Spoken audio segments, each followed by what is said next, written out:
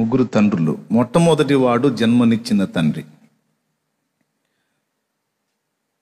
రెండవది ఆత్మీయ జన్మనిచ్చిన తండ్రి, మూడవది మనకు శారీరకంగా ఆత్మీయంగా కూడా జన్మనిచ్చిన ఈ తండ్రులకే తండ్రి, పరలోక తండ్రి. దేవునికి మహిమ. కాబట్టి తండ్రిని తన ముదిమి యందు నిర్లక్ష్యం చేయొద్దు. తల్లిని తండ్రిని నిర్లక్ష్యం చేయకూడదు. తల్లిదండ్రులను తప్పనిసరిగా సన్మానించాలి. తల్లిదండ్రులకు విధేయులమై మనం మసలుకోవాలి. మనకు జన్మనిచ్చిన తండ్రికి మన ద్వారా జరగవలసిన న్యాయాన్ని తప్పనిసరిగా మనం జరిగించాలి, ఆయన జీవించి ఉంటే. జన్మనిచ్చిన తండ్రి ఒకవేళ వెళ్ళిపోతే మనకు ఆత్మీయ జన్మను అనుగ్రహించినటువంటి ఆత్మీయ తండ్రి, నిజంగా లోక సంబంధమైన తండ్రి కంటే కూడా ఎక్కువ మమకారం ఆత్మీయ తండ్రికి ఉంటుంది. అనుబంధం కూడా ఆత్మీయ తండ్రితోనే ఎక్కువ అనుబంధం, శాశ్వత అనుబంధం. మూడవది పరలోక తండ్రి. పరలోక తండ్రిని చివరిని ఎందుకు పెట్టానంటే, అన్నిటికీ మూలం ఆధారం ఆయనే కాబట్టి, కేంద్రం ఆయనే కాబట్టి మరి నంబర్ 3లో ఆయన్ని పెట్టాను. ఇది ఏ వరుస క్రమంలో పెట్టానంటే, తల్లి, తండ్రి, గురువు, దైవం అన్నారు కదా మన పెద్దోళ్ళు. నాకు డౌటు, దైవాన్ని చివర పెట్టారేంది అని.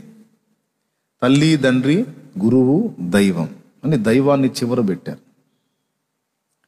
దేవుడు లేకుండా అసలు సృష్టి లేకపోతే దేవుణ్ణి చివర పెట్టారు ఏమిటి అంటే, మనం ఈ లోకంలోనికి నేర్చుకోవడానికి వచ్చాం. ప్రసంగి గ్రంథము 1:13 మనకు సాక్ష్యం ఇస్తుంది. ఈ లోకంలోకి మనం ఎందుకు వచ్చాము అంటే అభ్యాసం పొందడానికి వచ్చాము అంటాడు అక్కడ. పుట్టింది మొదలుకొని మన మరణ పర్యంతము మనం అభ్యాసం పొందడానికి వచ్చాం. మనకి 4 దశలు ఉన్నాయి. 4 దశలు. ఈ 4 దశల్లో మనకి 4 బోధకులు ఉన్నారు. 4 బోధకులు. మొట్టమొదటి బోధకురాలు తల్లి. అసలు పుట్టినప్పుడు మనకి ఏమీ తెలియదు, భాష తెలియదు, మాట తెలియదు, ఏమీ తెలియదు. ఏడవటం ఒక్కటే తెలుసు మనకి. ఆ ఏడుపుని మాటలుగా మార్చింది అమ్మ. అమ్మ అను, నాన్న అను, తాత అను, అత్త అను, మామ అను అని, ఇలా అను అలా అను అని మనకి మొదట అక్షర జ్ఞానం లేకపోతే మాటల జ్ఞానాన్ని నేర్పింది అమ్మే. మరి నానేమో జీవనోపాధికి వెళ్ళి పైసలు తేవాలి కాబట్టి నాన్న అందడు. నాన్న కూర్చొని అమ్మాను నాన్నాను అని ఎక్కడ నేర్పాడు మనకి? నాకైతే మరి మా అమ్మే నేర్పింది. మరి మీకెవరు నేర్పారు? కొంచెం చేతులు ఎత్తితే సంతోషపడతా. మీకు కూడా అమ్మే కదా. ఒకవేళ అమ్మ లేదనుకో, అమ్మ స్థానంలో మరొక ఆమె అత్త కావచ్చు. పోనీ అత్త కూడా లేదనుకో, అమ్మమ్మ కావచ్చు. అమ్మ స్థానంలో ఏదో ఒక స్త్రీ మనకి అక్షర జ్ఞానం లేకపోతే అక్షర జ్ఞానం అంటే మాటల జ్ఞానం నేర్పింది. చూడండి, మన జీవితకాలం మొత్తం కూడా నేర్చుకుంటూనే ఉంటాం. మనకి 4 బోధకులు అని చెప్పాను. మొట్టమొదటి బోధకురాలు అమ్మ. ఇదేం పెద్ద మర్మమేం కాదు, మీకు తెలుసు. పసిప్రాయంలో అమ్మ దగ్గర పాఠాలు నేర్చుకునేటువంటి ఈ మనిషి కాస్త ఊహ తెలియగానే ఇక అమ్మకు దూరమై నాన్నకు దగ్గర అవుతాడు. పొద్దస్తమానం ఇంట్లో అమ్మ దగ్గర ఉండి బోరు కొట్టి నాన్న బయటికి వెళ్తుంటే నిలబడి ఏడుస్తాడు. పాపం వెళ్ళేవాడు కూడా వెనక్కి వస్తాడు. ఎందుకు ఏడుస్తున్నావు అని, నేను నీతో వస్తాను. ఆడపిల్లైనా మగవాడైనా ఏమంటారు? నేను నీతో వస్తాను, నన్ను తీసుకెళ్ళు అంటారా? అనరా? అన్నప్పుడు మన మనసు ఊరుకుంటుందా వాడిని తీసుకెళ్లకుండా? ఆడపిల్లైనా మగబిడ్డైనా ఆ బండి ఉంటే బండి ఎక్కించుకుంటాం, బండి లేకపోతే సైకిల్ ఉంటే సైకిల్ ఎక్కించుకుంటాం. కారు ఉంటే కారు ఎక్కించుకుంటాం, కాలినడక అయితే చేయి పట్టుకొని నడిపించుకుంటూ తీసుకెళ్తాం. నువ్వు ఎందుకున్నా నా రోడ్డు మీద దుమ్ము ధూళి గందరగోళంగా ఉంటుంది, వద్దురా అన్నా కూడా నేను వస్తానని వాడు మొండికేస్తాడు. సరే, మనం వాడిని తీసుకెళ్తే దారి పొడవునా కనపడ్డ ప్రతిదాని గురించి వాడికి చెప్పలేక సావాలి. నానా ఇదేందంటాడు, నానా అదేందంటాడు. అవునా? దేవునికి స్తోత్రం కలుగునుగా. హల్లెలూయా.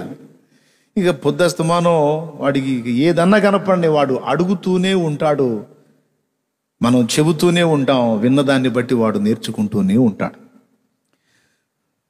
కాబట్టి కొంచెం ఊహ తెలియగానే అమ్మను వదిలిపెట్టి నాన్నకు దగ్గరై నాన్న ఎటు పోతే అటు పోతూ ప్రతిదీ అడిగి నాన్న దగ్గర తెలుసుకొని నాన్న దగ్గర కొంత నేర్చుకుంటాం. నేనైతే అంతే నేర్చుకున్నాను. మరి మీరు ఎట్లా నేర్చుకున్నారో ఏమో నాకైతే తెలియదు. మరి మీరు అంతేనా? మీరు మనుషులేగా?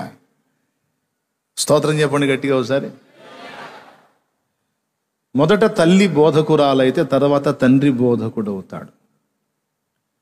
అట్లా చేయకూడదురా, ఇలా ఉండాలి, అట్లా ఉండకూడదు, ఆట ఆడామనుకో, తప్పాడామనుకో, అట్లా కాదురా, ఇలా ఆడాలి అని చెప్పింది ఎవరు మనకి?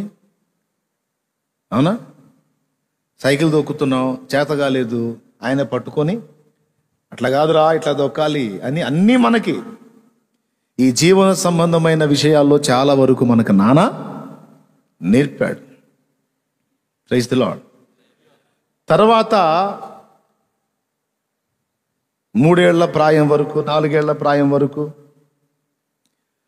అమ్మ, తర్వాత అక్కడి నుంచి కాస్త ఊహ తెలుస్తూ ఉండగానే నాన్న.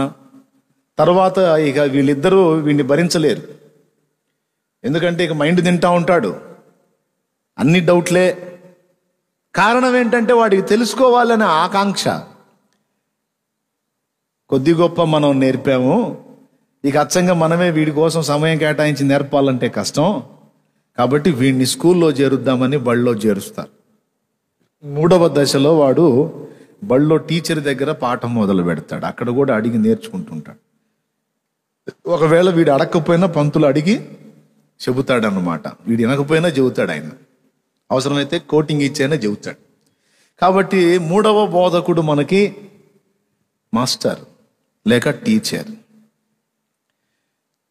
స్టార్టింగ్లో తల్లి దగ్గర నేర్చుకున్నాం, తర్వాత తండ్రి దగ్గరికి వెళ్ళి ఆయన దగ్గర కొంత నేర్చుకున్నాం.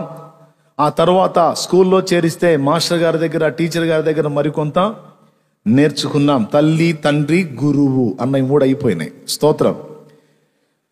ఇక మా పంతుల దగ్గర నేర్చుకొని పెరిగి పెద్దయ్యాం. 25 ఏళ్ళు వచ్చేసింది.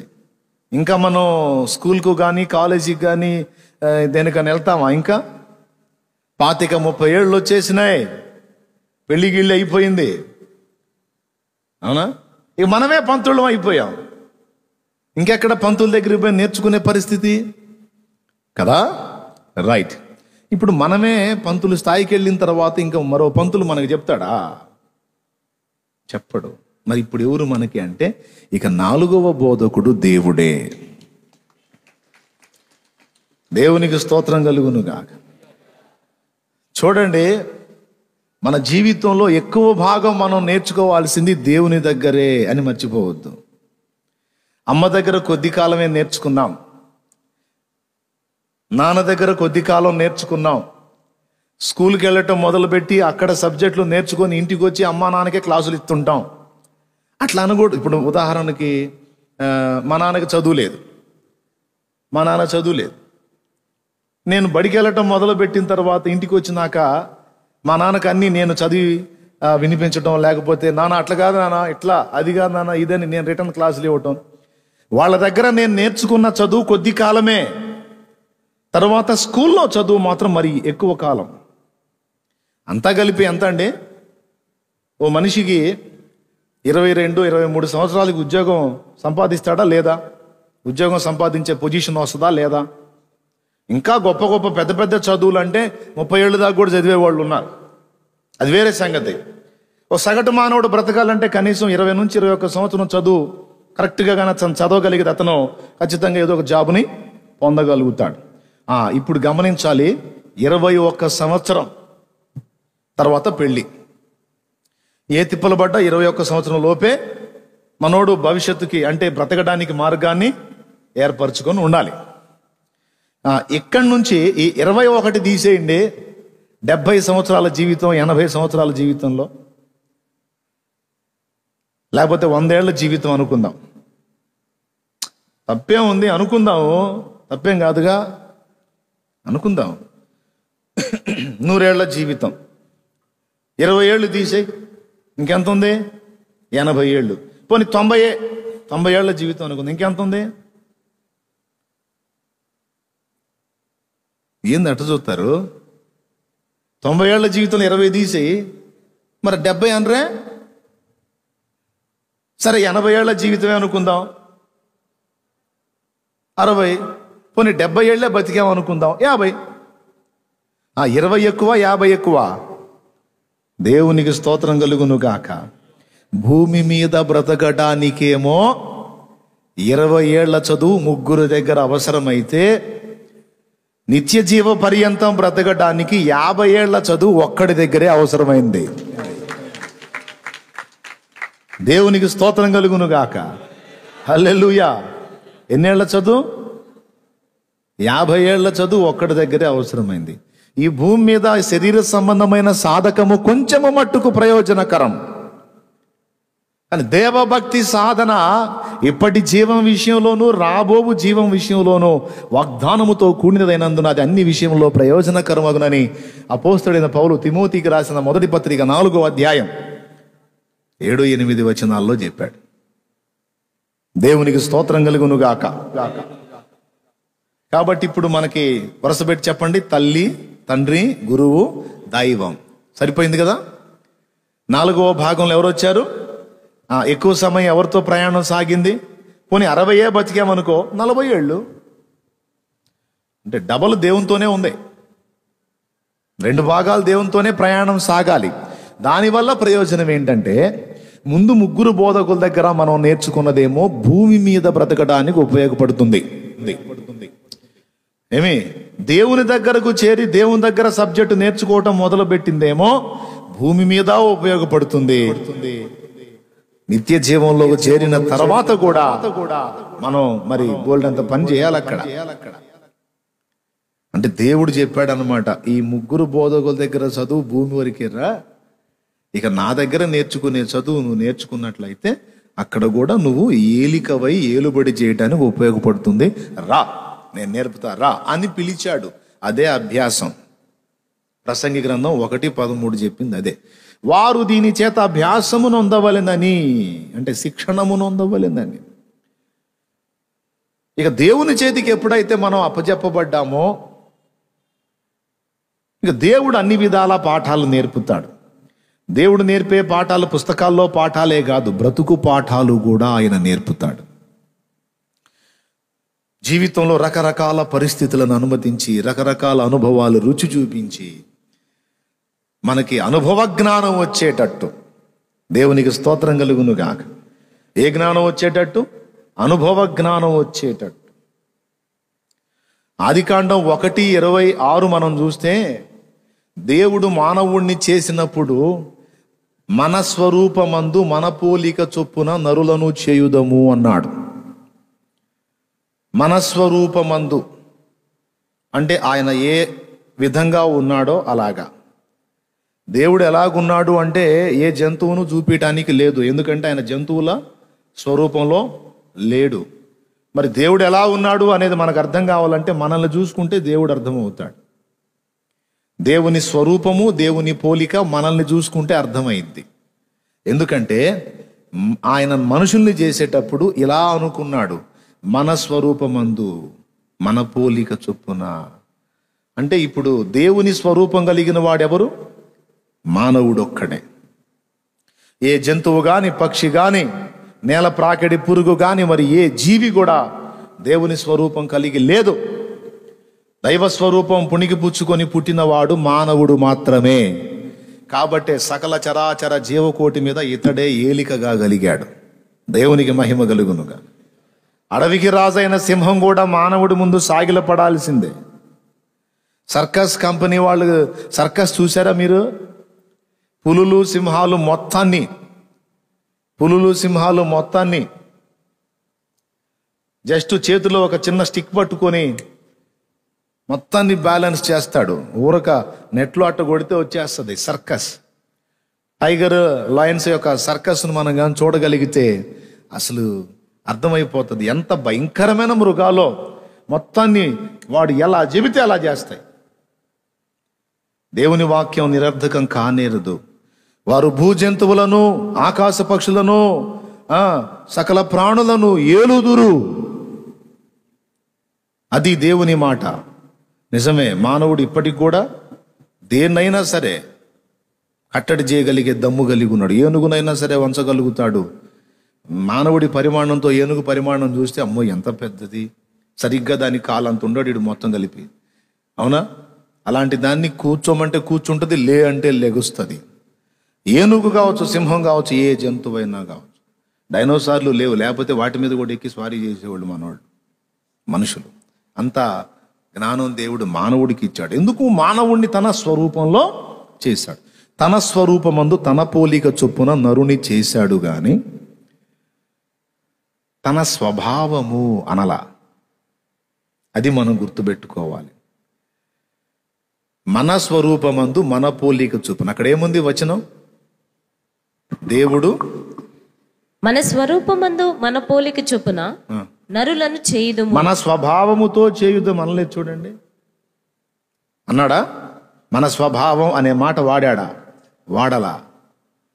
మరి ఇదేంటి? స్వరూపం ఇచ్చావు, పోలిక ఇచ్చావు, పనిలో పని స్వభావం కూడా పెట్టేస్తే పోను కదా, స్వభావం కూడా ఇచ్చేస్తే పోను కదా. అంటే దేవ స్వభావము ఏదో ఒక మాటతో అంటే వచ్చేది కాదు. దేవ స్వభావము అనుభవంతో వచ్చేది. కాబట్టే ఇప్పుడు ఆ మూడవది కూడా ఇవ్వటానికే ఇంత కథ నడిపిస్తున్నాడు ఆయన. తెలుసా? ఇంత వ్యవస్థ ఏర్పరిచి ఇంత కథ, ఇన్ని రకాల పరిస్థితులు, ఇన్ని రకాల జీవిత అనుభవాలు ఎందుకు అనుకున్నావు? నేను అడిగా, దేవా స్వరూపం ఇచ్చావు, పోలిక ఇచ్చావు, తండ్రి కుమార పరిశుద్ధాత్మ నువ్వు త్రియేక దేవుడు ఎలాగున్నావో ప్రాణ ఆత్మ దేహములనే త్రిత్వ పోలిక మాకు ఇచ్చావు. నువ్వు ఎలాగున్నావో ఆకృతి ఇచ్చావు, ఆ స్వభావం కూడా ఇచ్చే పోదును కదా ప్రభువా. ఎందుకయ్యా అది ఇయ్యలేదు? ఈ దరిద్ర బుద్ధి, దరిద్రపు మైండ్, ఈ పనికి మాలిన మనసు ఎందుకు ప్రభువా అంటే తండ్రి చెప్పాడు. ఏం చెప్పాడు? ఆ పనిలోనే ఉన్నా బేటా అని. దేవునికి స్తోత్రం కలుగును గాక. ఇవి రెండేమో ఒక మాటతో వచ్చేసాయి.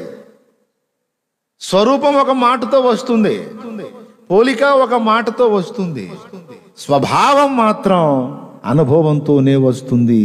దానికే కొంచెం కాలం పడుతుంది. అందుకే ఇప్పుడు నిన్న ఆ అనుభవంలోనే ఉంచి దేవ స్వభావములో పాలివాడగునట్లు నిన్ను నిర్మిస్తున్నాను అన్నాడు. ఇప్పటికి కూడా నిర్మాణం జరుగుతుంది మనకి. మీరు కొంచెం సీనియర్స్ కాబట్టి మీకు సంగతి అర్థమైందని చెప్తున్నా. స్తోత్రం చెప్పండి. అర్థమైందా? పోలిక స్వరూపం వచ్చేసింది, అని స్వభావం రాలా. స్వభావం మానవ స్వభావం దుష్ట ప్రేరణ చేత దుష్ట స్వభావంగా మారిపోయింది. ఇప్పుడు అద్వితీయ కుమారుని యందు విశ్వాసం ఉంచుట ద్వారా దైవ కుమారత్వం అయితే పొందాం, కానీ మనలో ఇంకా మానవ స్వభావం, దుష్ట స్వభావం ఈ శరీరంలో పనిచేస్తుంటాయి. కాబట్టి ఇప్పుడు ఆయన ఈ లోకంలో మన జీవితాల్లో జరుగుతున్న రకరకాల పరిస్థితుల్ని వినియోగించుకొని ఆ మానవ స్వభావాన్ని, దుష్ట స్వభావాన్ని దొళ్ళగొట్టి దేవ స్వభావములో పాలివారమగునట్లు ఇప్పుడు చర్యలు జరిగిస్తున్నాడు. ఇది ఆయన మనకు నేర్పుతున్న అనుభవం లేక ట్రైనింగ్. ఆయన మనకు నేర్పుతున్న చదువు. దీన్నే పేతురు గారు తన పత్రికలో చెప్పాడు. ఒక్కసారి పేతురు రాసిన పత్రిక మీరు కానీ చూడగలిగితే అందులో స్పష్టపరిచేశాడు ఆయన. 2 పేతురు పత్రిక 1వ అధ్యాయము 4వ వచనం. ఆ మహిమ గుణాతిశయములను బట్టి ఆయన మనకు అమూల్యమును అత్యధికములైన వాగ్దానములను అనుగ్రహించి ఉన్నాడు. దురాశను అనుసరించటం వలన లోకమందున్న భ్రష్టత్వమును ఈ వాగ్దానముల మూలముగా మీరు తప్పించుకొని దేవ స్వభావమునందు పాలివారగినట్లు వాటిని అనుగ్రహించెను. దాన్ని రౌండ్ చేయాలి. దేవ స్వభావమునందు పాలివారగునట్లు. ఇప్పటికి దేవుని దయ వల్ల చాలా లక్షణాలు వచ్చేసినాయి దైవ స్వభావం. ఒకప్పుడు మన స్వభావం ఏందో మనకు తెలుసు. ఎంతమంది ఒప్పుకుంటారు ఈ మాట? ఎంతమంది ఒప్పుకుంటారు? ఒకప్పుడున్న స్వభావానికి ఇప్పటి స్వభావానికి ఈక్వల్ ఉందా, వేరియేషన్ ఉందా? చెప్పు బ్రదర్, ఈక్వలా, వేరియేషన్ ఉందా? ఎంత ఉంది? బాగానే తేడా వచ్చింది అన్నోడు చేతులు ఎత్తండి. దేవుని గుర్తెరగక ముందున్న స్వభావానికి, దేవుని గుర్తెరిగిన ఇప్పటి స్వభావానికి వ్యత్యాసం వచ్చింది అన్నోళ్ళు చేతులు ఎత్తాలి. వ్యత్యాసం రాలేదా? వచ్చిందా? మరి చేయత్తలేదే. వచ్చింది. ఆ అలవాట్లు మారిపోయాయి, ఆ స్వార్థపూరిత ఆలోచనలు మారిపోయాయి, దేవుని భయం లేకుండా విచ్చలవిడిగా జీవించే పద్ధతులు మారిపోయాయి, మనసులో కాఠిన్యం మారిపోయింది. ఒకప్పుడు కఠినం, కళ్ళ ముందు ఒకడు పాడైపోతున్న సస్తే నాకేందంట, దేవుడు ఎట్లా పోతే నాకేందంట అన్న మైండ్లో బతికింది పోయి, ఇప్పుడు సాటివాడు ఇబ్బంది పడుతుంటే నేనేదన్నా చెయ్యగలనా అన్న మనసు వచ్చేసింది. ఇది వాస్తవంగా మన స్వబుద్ధి కాదు, మనలో ఏర్పరచబడిన దైవ స్వభావము. ఏం స్వభావం? దేవుని మనసు కలిగి ఉన్నదా అక్క? లేకపోతే అసలు నీతో మాట్లాడే పనేనా? నువ్వు ఇంత మాటలేసి ఆమెను ఇంత దూషణ చేశావు, ఇంత దుష్ప్రచారం చేశావు, ఆ తల్లి మళ్ళా నీతో మాట్లాడి నీకు సాయం చేసిందంటే అది మానవ స్వభావం కాదు. ఆమెలో దేవుని మనస్సు పనిచేస్తుంది. అట్లా ఒక్కొక్కటి కొంతమేర రూపుదిద్దుకున్నాం. మరి అస్సలు పనికిమాలినోళ్ళలాగేం లేవు. ఆ ప్రారంభానికి ఇప్పటికీ చూసుకుంటే చాలా కొలతలు మారిపోయినాయి. ఆశ్చర్యం చెప్పనా, ఎలా మారినాయో ఎప్పుడు మారినాయో నీకే తెలియదు. డౌట్ రాలేదా? ఎట్లా మారింది అసలు? నిజంగా ఏంది ఇది ఇంతగా మారింది? అసలు నేనేంది ఇట్లా ఆలోచిస్తున్నాను, ఏంది నా మైండ్ ఇది కాదు కదా అని నీకు అనిపించలేదా? ఎన్నిసార్లు అనిపించింది? చాలాసార్లు అనిపించి ఉంటుంది. అసలు మనకి బుద్ధి లేదు కదా, ఇంత పద్ధతి గల మనుషులం కాదు కదా మనం, ఏంటి మన మైండ్ ఏంటి ఇంట ఇట్లా మారిపోయింది అనిపించలేదా నీకు? చాలాసార్లు అనిపించింది. ఎలా వచ్చింది ఆ మార్పు? దేవుడే నీలో ఏర్పరిచాడు, అది నీకు తెలియదు. పుట్టిన బిడ్డ ఎంత ఉంటాడండి? సరిగ్గా ఒక మూర ఉంటాడా? ఏనా మూర కూడా తగ్గుతాడు కదా. మరి ఒక్కొక్కడైతే ఎలుక పిల్లలాగా పుడతాడు, 2 జాన్లు కూడా ఉండడు. అవునా? మరి 7 నెలలకు పుట్టేవాడైతే ఇంకా తక్కువగా ఉంటాడు. కానీ వాడు చూస్తానే 5.5-6 అడుగుల మనిషి అవుతాడు. ఎప్పుడన్నా వాడి చేతులు లాక్కోవటం చూసారా మీరు? పొడుగు రావటానికి ఆ కాళ్ళు ఏమన్నా లాక్కోవటం చూసారా మీరు? చూసారా? వాడి చేతులు లాక్కోలేదు, వాడి కాళ్ళాడు, వాడి ముఖం ఏమన్నా రోజు లాక్కుంటున్నాడా? ఏం లేదు. కానీ రోజు గడిచే కొద్దీ వాడికి తెలియకుండానే వాడి శరీరంలో మార్పులు జరిగిపోతాయి. అది సృష్టికర్త పెట్టిన నియమం. దేవునికి స్తోత్రం కలుగును గాక. వానికి తెలియకుండానే వాళ్ళలో ఆకారం వచ్చేస్తుంది, మారిపోతుంది, పర్సనాలిటీ డెవలప్ అవుతూ ఉంటుంది. కొన్ని సంవత్సరాలు వచ్చేట దాదాపు వాడికి 21 సంవత్సరం వయసు వచ్చిందాకా పొడుగు పెరుగుతానే ఉంటాడు. కంప్లీట్ ఎప్పటిదాకా అంటే ఇంచుమించు 21 సంవత్సరం వచ్చిందాకా. ఆ తర్వాత కంప్లీట్గా వాడి శరీరంలో దేవుడు నియమించినటువంటి కొలతలు ఏవైతే ఉన్నాయో అంతవరకు పర్ఫెక్ట్గా వచ్చేస్తాయి. ఆ తర్వాత ఇంకా వాడు పెరగటం ఉండదు, అట్లా ఆగిపోతాడు. అయితే గీతే లావ్ అవుతాడేమో కానీ ఇక ఎత్తుగాడు. 25 ఏళ్ళు వచ్చిన తర్వాత కూడా నేను పొడుగు పెరుగుతున్నానండి అని ఎవరైనా చెప్పగలరా? ఏదో ఇక ఏదన్నా ఏదన్నా దోషాలు వస్తే, లోపాలు వస్తే ఏదన్నా చెప్పలేం. కానీ దాదాపు 21 సంవత్సరానికి కరెక్ట్గా దేవుడు ఒక మనిషి కోసం నియమించిన కొలత ఏదైతే ఉందో ఆ కొలతకి చేరిపోతాడు. ఓకే, ఇదంతా కూడా మనిషి తన స్వప్రయత్నంతో చేసుకున్నది కాదు. తనలో దేవుడే ఏర్పరిచినటువంటి కార్యం, జరిగించినటువంటి కార్యం, ఏర్పరిచినటువంటి విధానం అది. అవునా? ఓకే, శరీర సంబంధంగా మన ఎదుగుదల మనకు అర్థం కాకుండా ఎలాగైతే జరుగుతుందో ఆత్మ సంబంధమైన జీవితంలో కూడా మన ఎదుగుదల మనకు అర్థం కాకుండానే జరుగుతుంది. అయితే చిన్న బిడ్డకి మనకి చిన్న వ్యత్యాసం.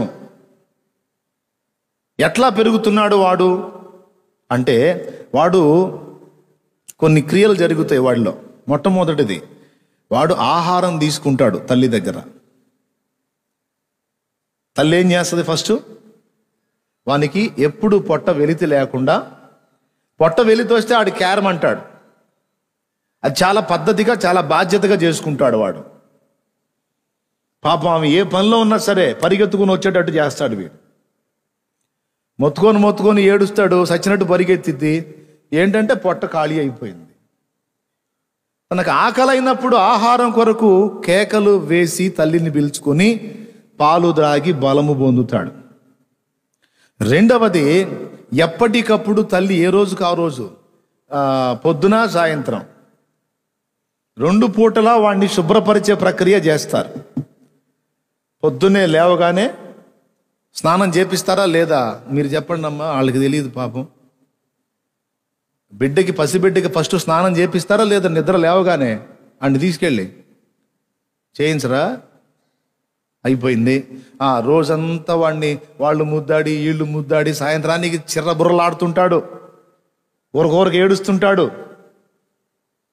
మళ్ళీ వాడిని సాయంత్రానికి మళ్ళా 6 గంటలకల్లా తీసుకెళ్ళి వాడిని మళ్ళా తోముడు కార్యక్రమం పెట్టి శుభ్రం చేసి వాడికి పౌడర్ రాసి అది ఇది చేసి అలా ఉయ్యాల్లో వెయ్యగానే హాయిగా నిద్రపోతాడు. లేకపోతే తల్లిదండ్రులకు నిద్ర లేకుండా చేస్తాడు. చూడు, వాడు బొడ్డోడే కానీ ఎంత జాగ్రత్త తీసుకుంటాడో చూడండి. వాడు పాఠం నేర్పుతున్నాడు మనకి. చిన్నోడే కానీ కడుపు వెలితి పడ్డదంటే కేకలేస్తాడు, కడుపు నింపండి మొర్రో అని. కడుపు నింపిన తర్వాత వాడి చికాకేసి ఏదన్నా మలినమైనట్టుండి వాడికి ఏదన్నా అసౌకర్యంగా ఉంటే మళ్ళీ మొత్తుకుంటాడు. ఏంటమ్మా అబ్బాయి ఏంటి ఊరకనే ఏడుస్తున్నాడు అంటే, ఈరోజు చాలా మంది ఎత్తుకొని దించారు, అందువల్ల వాడికి ఏదో చిరాకు పుడుతున్నట్టుంది అంటే, మరి పెందలాడి స్నానం చేపించు, తీసుకెళ్ళి శుభ్రంగా కాసేపు తోమిన తర్వాత ఉయ్యాలు వేస్తే హాయిగా నిద్రపోతాడు. రెండవది, తర్వాత ఇంకేం చేస్తాడు? మూడోది ఏం చేస్తాడు తెలిసాడు? ఏ పసిబిడ్డనైనా మీరు కదలకుండా ఉన్నవాడిని చూసారా? చేతులు కాళ్ళు కదిలించకుండా ఉన్నాడిని చూసారా? అడేదో పెద్ద పని చేస్తున్నట్టు ఈ కాలు ఇట్ అంటాడు, ఈ చెయ్యి ఇట్ అంటాడు, ఈ చేతిని ఇట్ అంటాడు, ఇట్ అంటుంటాడు, కదులుతా ఉంటాడు. అవునా? అంటే వాడికి తెలియదు వాడు ఏం చేస్తున్నాడో, కానీ వాడి శరీరం ఉత్పత్తి కావడానికి వాడి శరీరంలో ఒక వ్యాయామ ప్రక్రియ దేవుడు ఏర్పరిచాడు. వాడు కదలకుండా బబ్బున్నాడు అంటే వాడు పేషెంట్ అని అర్థం. వాడికి హెల్త్ కరెక్ట్గా ఉందంటే వాడు కాళ్ళు జాడిస్తుంటాడు. ఒక్కొక్క బుడ్డోడు ఉంటాడు బాగా సరిగ్గా ఉంటాడు, ఆడి దగ్గరికి ముద్దాటానికి పోతారు ఒక్కొక్కళ్ళు, ఆడి కాళ్ళకి వెళ్ళి పోతారు, లాగి తంతాడు ముఖం మీద. ఎక్కడో తగిలిద్ది, అది ఆ మూతి దగ్గర ఎక్కడో తగిలిద్ది, బిత్తరపోయి అమ్మో వీడు మామూలుగా కొట్టట్లేదుగా అంటాడు. వాడికి తెలియదు నేను వీడిని కొట్టానని. వాడు ఎక్సర్సైజ్లో వాడున్నాడు కాబట్టి వీడి మూతి పగిలింది. దేవునికి స్తోత్రం కలుగునుగా. పసిబిడ్డ చేసేది మొట్టమొదటి ఆహారం తీసుకుంటాడు. రెండవది మలినమైతే చికాకు పడతాడు, శుభ్రం చేసుకుంటాడు. వాడికై వాడు చేసుకోలేళ్ళే వాళ్ళ అమ్మకి పిలుస్తుంటాడు. మూడవది వాడు ఒట్టిగా ఉండకుండా వాడి ప్రయత్నం వాడు చేస్తాడు. రైట్, ఈ 3 మనం చేస్తే ఆటోమేటిక్గా నీకు తెలియకుండానే ఎదుగుదల వచ్చేస్తుంది. ఆల్రెడీ ఇప్పుడు అట్లా వచ్చిందే సోదరు, అర్థమైందా? వాడేమో పాలు త్రాగాడు, మనమేమో వాక్యమనే పాలు. ఉందా బైబిల్లో? చూడండి, పేతురు రాసిన పత్రిక తీయండి. హల్లెలూయా హల్లెలూయా హల్లెలూయా. దేవుని బడిలో చదువు ఇప్పుడు మంది. ఏ బడిలో చదువు? 1 పేతురు పత్రిక 2వ అధ్యాయము 3వ వచనం నుంచి చదువు తల్లి. వేషధారణను, అసూయను, సమస్త దూషణ మాటలను మాని క్రొత్తగా జన్మించిన శిశువులను పోలిన వారు. అందుకు నేను పిల్లవాడి వ్యవహారం చెప్పింది. ఇప్పుడు వాక్యం ఉంది అక్కడ. క్రొత్తగా జన్మించిన శిశువులను పోలిన వారై నిర్మలమైన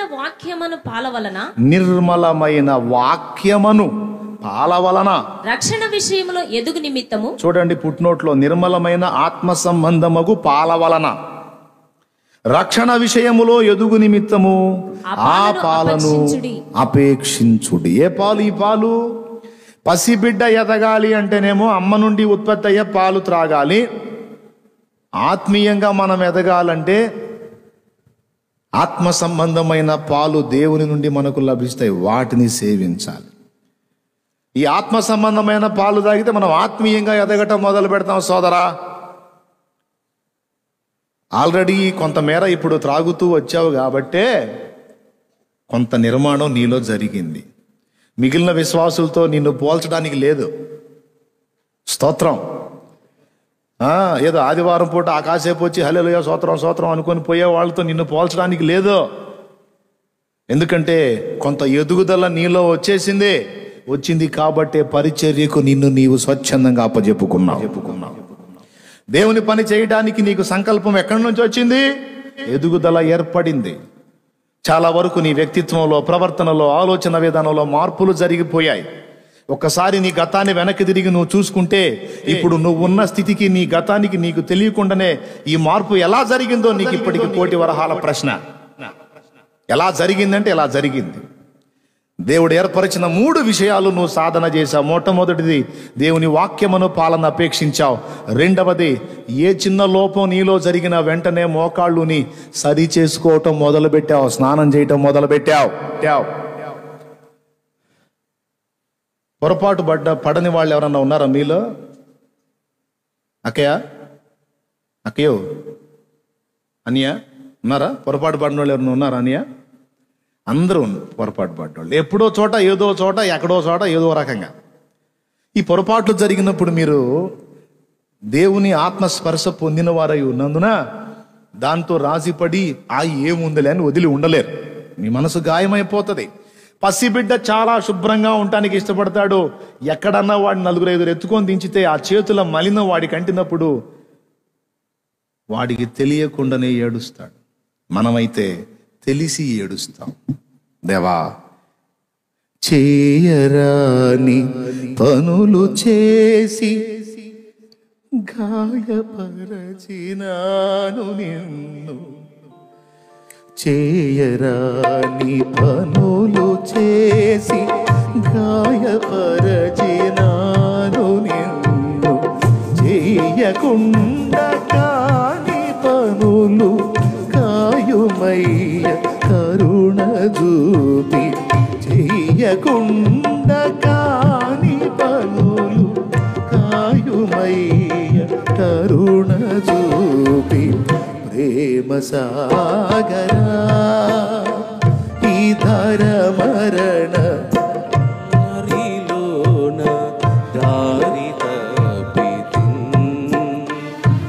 మధుర స్వరము వినబడి నీ దరికి చేరి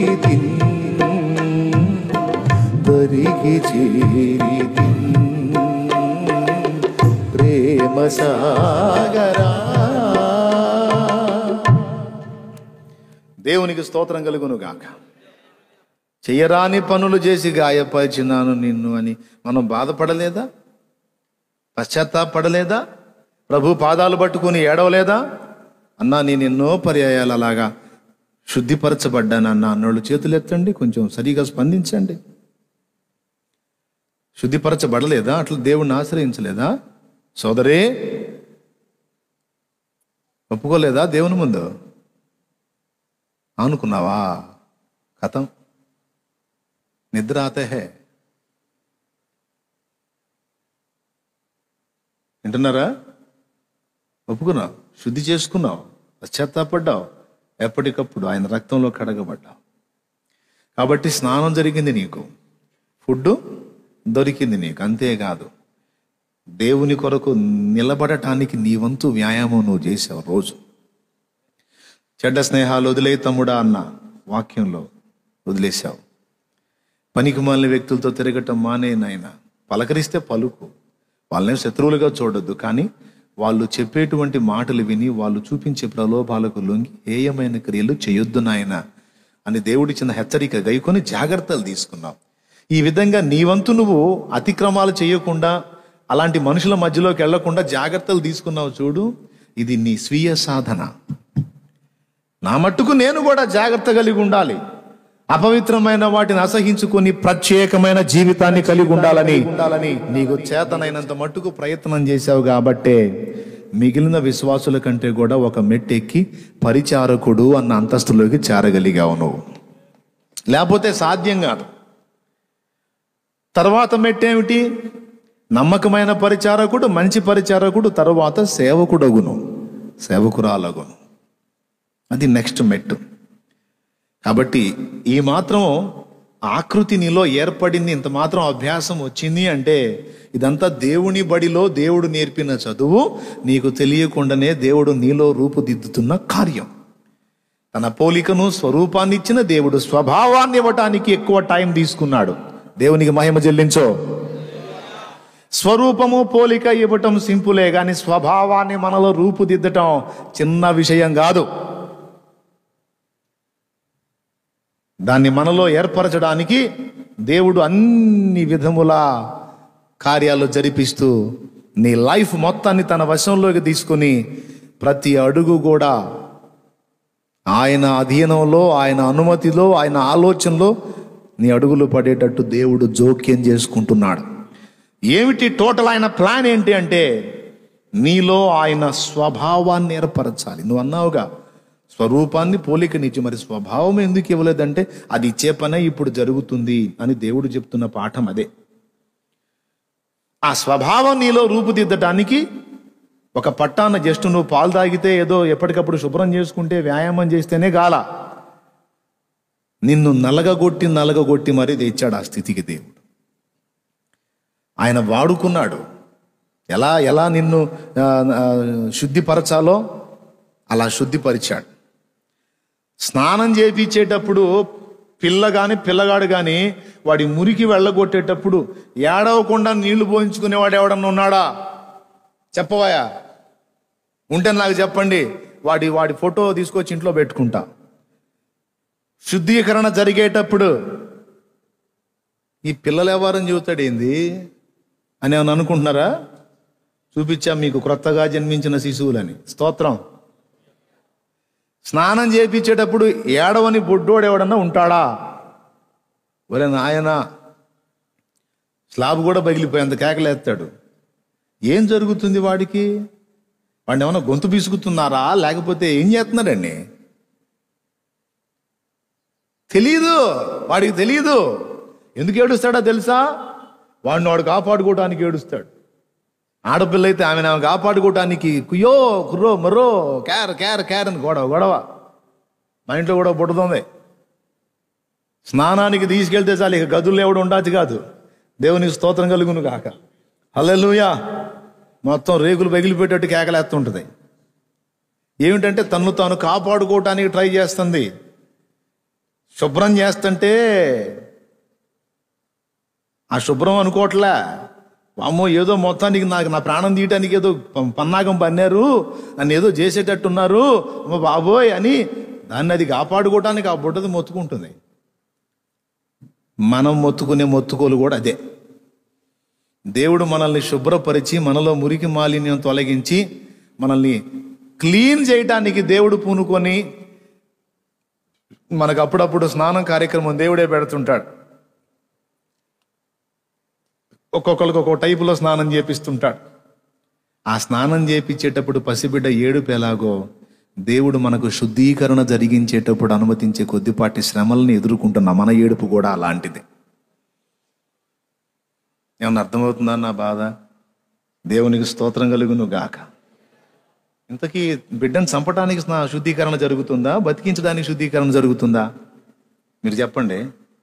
రైట్, నీ లైఫ్లో కూడా నిన్ను పాడు చేయటానికో నాశనం చేయటానికో రావటల్లా, నిన్ను శుద్ధీకరించడానికి, నీలో యేసు పోలిక ఏర్పరచడానికి జరుగుతున్నవే నీ జీవితంలో జరిగే సంభవాలు, సంఘటనలు. ఏమో వింటున్నావా? అర్థమవుతుందా? అర్థమైతే ఆడవటం ఉండదు. స్తోత్రం. హాయిగా చేయించు ప్రభా, శుద్ధి చేయి ప్రభా అని అడిగి మరి పొందుతాం. ప్రియులారా, ఒక తండ్రి, ఒక బోధకుడు, ఒక మాస్టారు మనకి దేవుడే. ఎక్కువ చదువు అంతా అక్కడే ఉంది. ఎందుకంటే మనలో ఆయన స్వభావాన్ని రూపుదిద్దటానికి. మరి తండ్రి బిడ్డ నా అంతటి వాడు కావాలని కోరుకుంటాడు కదా, తప్పేం కాదు కదా. మరి ఆ కొడుకు తనంతటి వాడు కావాలంటే సాధన అవసరం. అది ఒట్టిగా వచ్చేది కాదు, అనుభవంతో వచ్చేది. ఆ అనుభవం కోసమే అనేక సంవత్సరాలు టైం తీసుకుంటున్నాడు. కొంతమంది మొద్దు పిల్లలు ఉంటారు. మొద్దు పిల్లలు ఒక పట్టాను లొంగరు.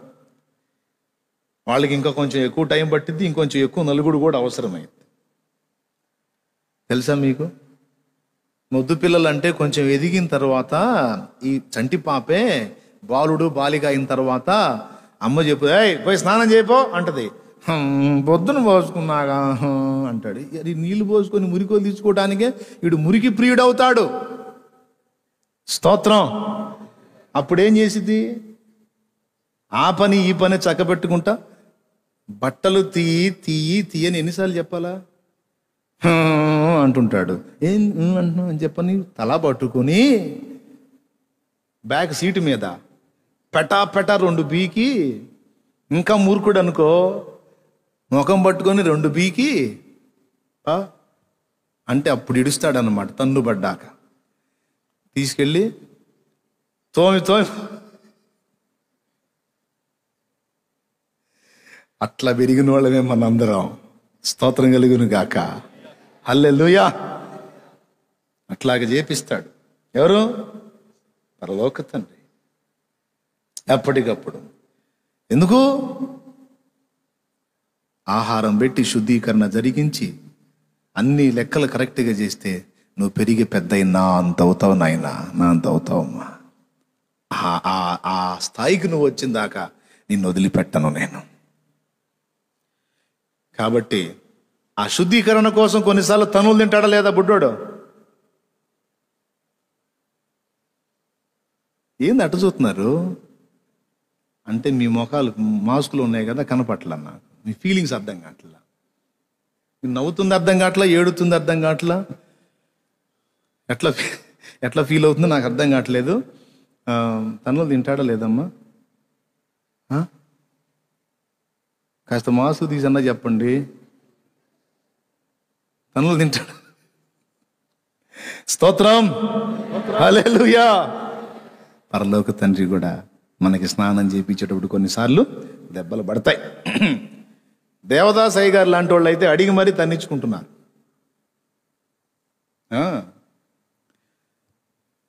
కొద్ది నరుడను నన్ను నీ యొద్ద చేర్చుము నాయన, నీ యొద్ద చేర్చి బుద్ధి చెప్పుము మొద్దునైతిని నాయనా. ఏంది ఇంకా తీలేదా? నన్ను దిద్దుము చిన్న ప్రాయం పాట బాబు. కొద్ది నరుడను నన్ను నీ యొద్ద చేర్చుమో నాయనా, కొద్ది నరుడను నన్ను నీ యొద్ద చేర్చుమో నాయన, నీ యొద్ద చేర్చి బుద్ధి చెప్పుము మొద్దునైతిని నాయనా. నన్ను దిద్దుము చిన్న ప్రాయము సన్నుతుండగు నాయనా. ఎంత బాగా అడుగుతున్నాడో చూడండి. అయ్యా కొద్ది నరుడను అంటే చిన్నోడిని, నన్ను నీ యొద్ద చేర్చు, నీ యొద్ద చేర్చి ఒట్టికి వదిలేకు, బుద్ధి చెప్పు. ఎందుకు బుద్ధి చెప్పు? మొద్దున్నయ్యా, తెలివి లేదయ్యా, కొన్నిసార్లు మూర్ఖంగా వెళ్తానయ్యా. మీరు కూడా అనొచ్చు, కొద్ది దానను నన్ను నీ యొద్ద చేర్చుము నాయన, నీ యొద్ద చేర్చి బుద్ధి చెప్పుము మొద్దునైతిని నాయన అని చెప్పొచ్చు. ఈ పాట అంతా కూడా తాను చిన్న బిడ్డగా వర్ణించుకుంటూ పాడుకుంటాడు. దూరమునకు బోయి నీ దరి చేరనైతిని నాయనా, దూర దూరమునకు పోయి నీదరి చేరనైతిని నాయన. నేను కారు మూర్ఖపు పిల్లనై కారడవి తిరిగితి నాయన. నన్ను దిద్దుము చిన్న ప్రాయము సన్నుతుండగు నాయన.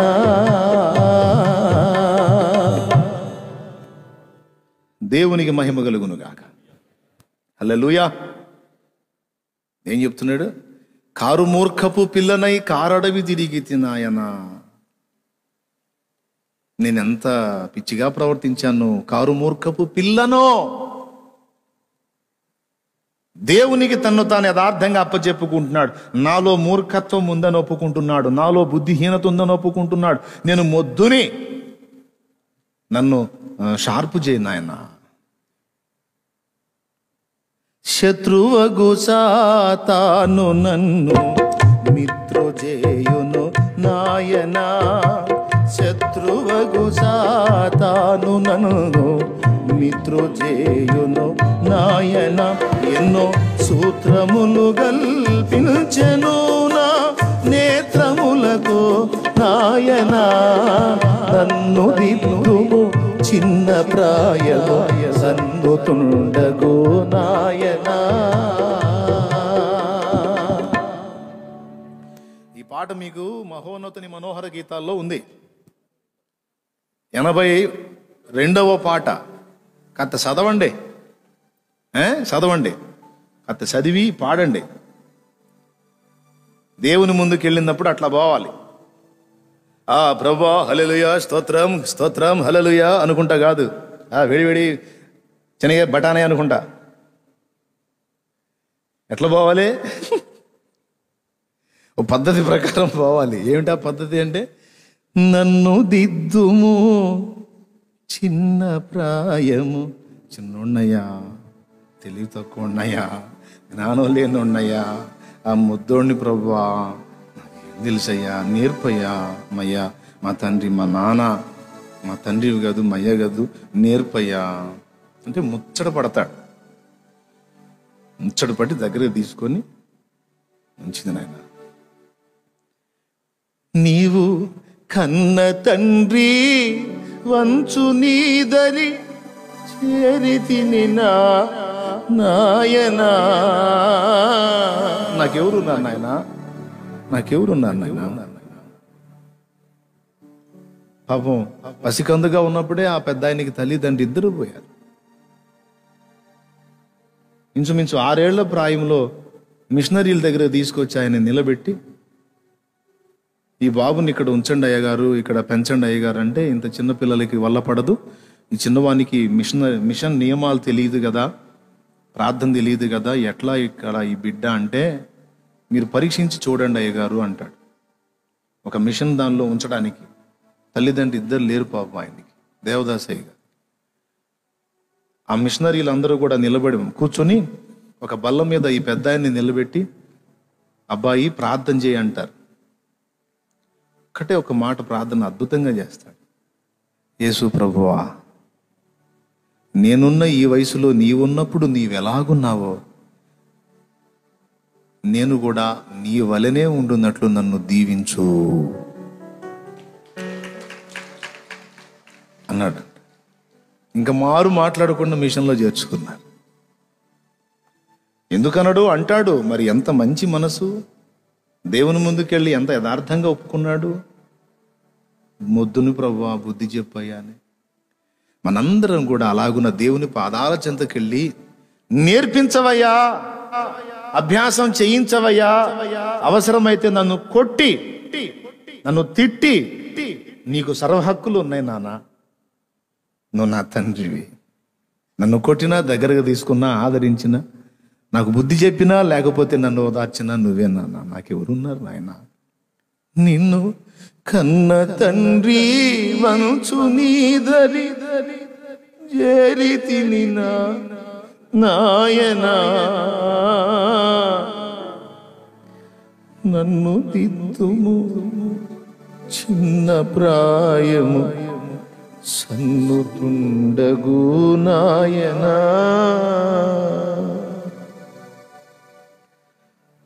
ఇచ్చినటువంటి నాకు తండ్రి, మన తండ్రి, ఆయన స్వభావాన్ని మనలో ఏర్పరచడానికి ఆయన ఇప్పుడు మనకు గురువు అయ్యాడు,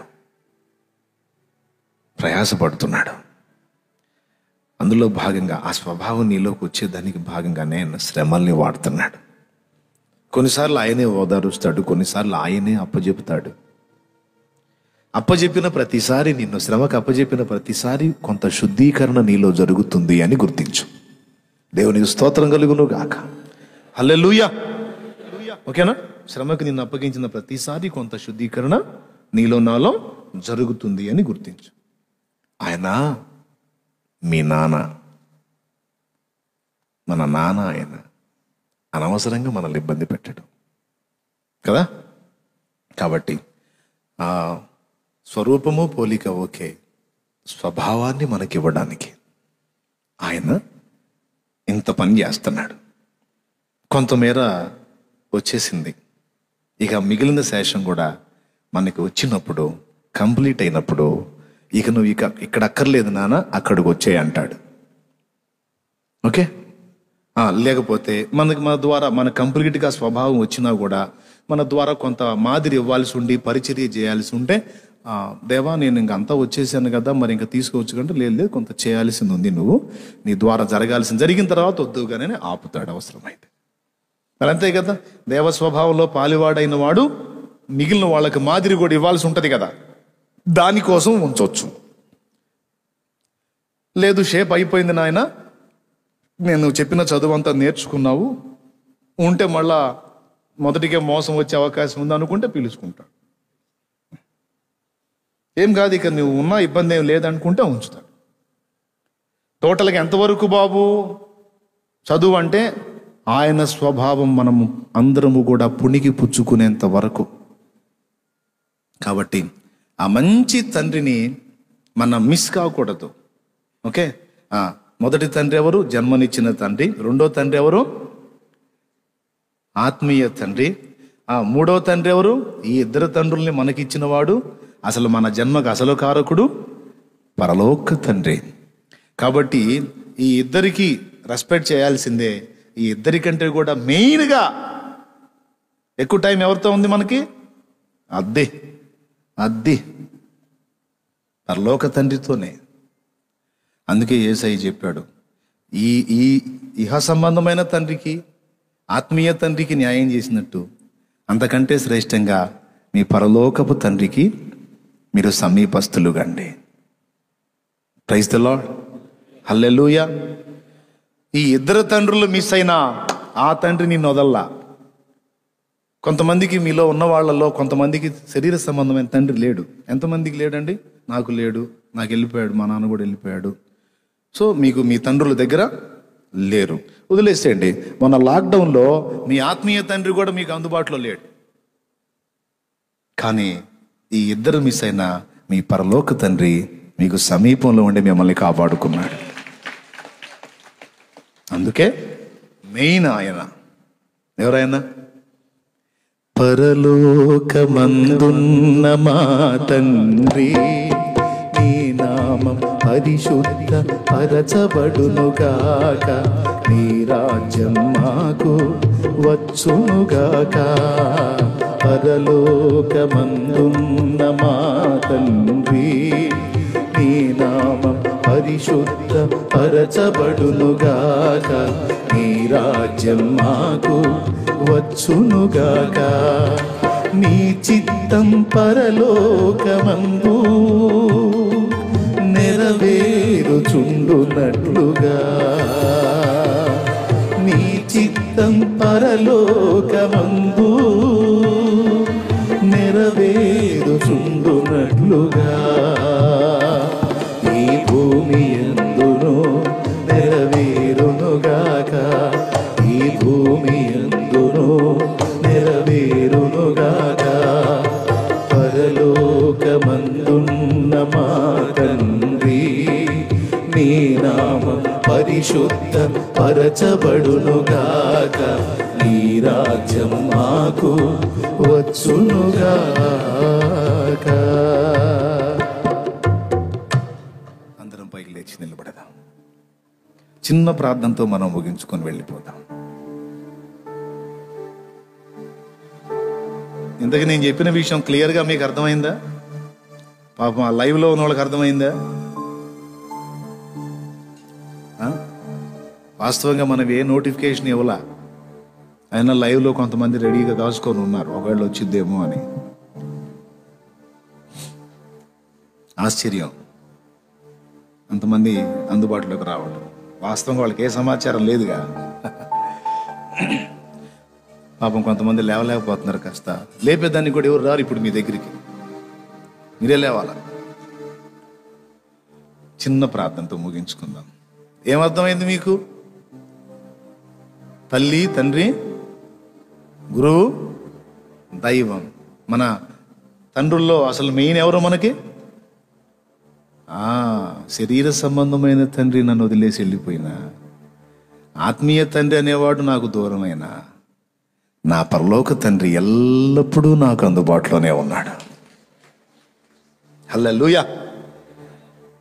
కాబట్టి నాకు ఆ తండ్రి, తర్వాత ఆ తండ్రి సంతోషపడున్నట్లు ఈ తండ్రులకు కూడా న్యాయం చేయాలి. కన్న తండ్రికి కూడు పెట్టకుండా పరలోక తండ్రి నీకు స్తోత్రం అంటే ఆపురా నీ షోలు అంటాడు. కన్న జన్మనిచ్చిన తండ్రికి మనం రెస్పెక్ట్ ఇవ్వకుండా, ఆ వ్యక్తికి జరిగించాల్సిన న్యాయం జరిగించకుండా హల్లెలూయా హల్లెలూయా హల్లెలూయా స్తోత్రం అంటే అబ్బా ఏమి నటిస్తున్నావరా అంటాడు ఆయన. ప్రభువా అదేంటి ప్రభువా నటన అంటావు, నేను నిన్ను ప్రేమిస్తున్నాను ప్రభు అంటే, అరే ముందు ఆ కళ్ళ ముందు ఉన్నోడు సంగతి చూడురా అంటాడు.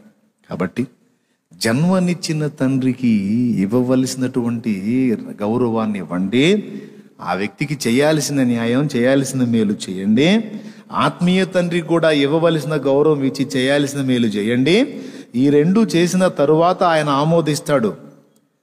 ఈ రెండు జరిగించిన నీవు మోకాళ్ళుని పరలోకమందున్న నా తండ్రి అంటే ఏమి నా కుమారుడా అనకపోతే అప్పుడు అడుగు, ఏమి నా కుమారి అనకపోతే అప్పుడు అడుగు. ఇవి చేయకుండా పరలోకమందున్న మా తండ్రి అంటే అప్పురా నోరుమోయి అంటాడు అనమాట. కాబట్టి దయచేసి ఇది అర్థం చేసుకుని, నీ కళ్ళ ముందు ఒకవేళ మీ తండ్రులు సజీవులుగా ఉంటే వాళ్ళకి జరిగించాల్సిన న్యాయం అక్షరాలా జరిగించండి. వాళ్ళని ఆదుకోండి, ఆదరించండి. మీరు చేయదగ్గ సాయం, సేవ వాళ్ళకి చేయండి.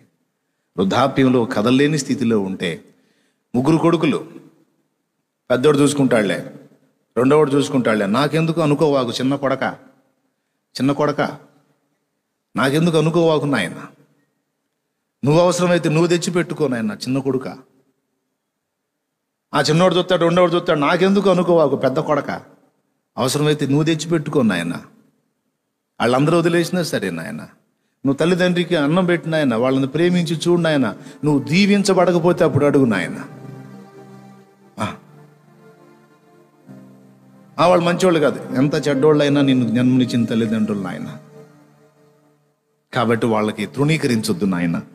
ఒక దేవుడి విషయంలో నిన్ను వద్దు అని ఆపితే తప్ప మరి ఏ విషయంలో కూడా వాళ్ళని ఎదిరించకూడదు నాయన. ఓకేనా? గౌరవించాలి, సన్మానించాలి. వాళ్ళకి జరిగించాల్సిన న్యాయం నీ వల్ల ఏదన్నా జరగాల్సి ఉంటే ఖచ్చితంగా జరిగించాలి. ఏమంటారు స్త్రీలారా, ఒకవేళ నీ భర్త తన తల్లిదండ్రులకు సేవ చేస్తున్నప్పుడు అడ్డగించావా, నువ్వు మంచాన పడతావు. నీ కొడుకులు నిన్ను చూడకుండా నీ కోడలు అడ్డగేస్తుంది, నీ కర్మ అప్పుడు గాలిద్ది. నువ్వు అనుకుంటున్నావు బాగా దుక్కలాగున్నాను, దున్నపోతులాగున్నాను, బాగానే ఉంటానని. కొద్ది సంవత్సరాల తర్వాత నిన్ను బతికి ఉంచి నీ దినం చేస్తారు. కాబట్టి జాగ్రత్త. ఎంతమందికి అర్థమైంది? కోడలో గుర్తుపెట్టుకో. ఓకే, నీ భర్తకు సహకరించే అవసరమైతే నువ్వే గుర్తు చేయి. నీ తల్లిదండ్రులను పట్టించుకోవేంటి, వాళ్ళకి ఇచ్చిరా, లేకపోతే వాళ్ళకి ఇలా చేసిరా, వాళ్ళని చూడు అని నువ్వు అన్నావనుకో, నువ్వు దీవించబడతావు. నీ పిల్ల తరం దీవించబడిద్ది, గుర్తుపెట్టుకో. దీంతో పాటు ఆత్మీయ తండ్రిని కూడా జ్ఞాపకం చేసుకో, తల్లిని కూడా జ్ఞాపకం చేసుకో. వాళ్ళ స్థితిగతులు కూడా నీకున్న దానిలో నువ్వు గుర్తు చేసుకో. ఓకే, మూడవది మెయిన్ ఈ జరిగినప్పుడే ఆయన సంతోషపడే. కాబట్టి ఇంతే సంగతులు. ఇందులో మధ్యలో చాలా విషయాలు మనం మాట్లాడుకున్నాం. మరి మనం ముగించుకుందాం.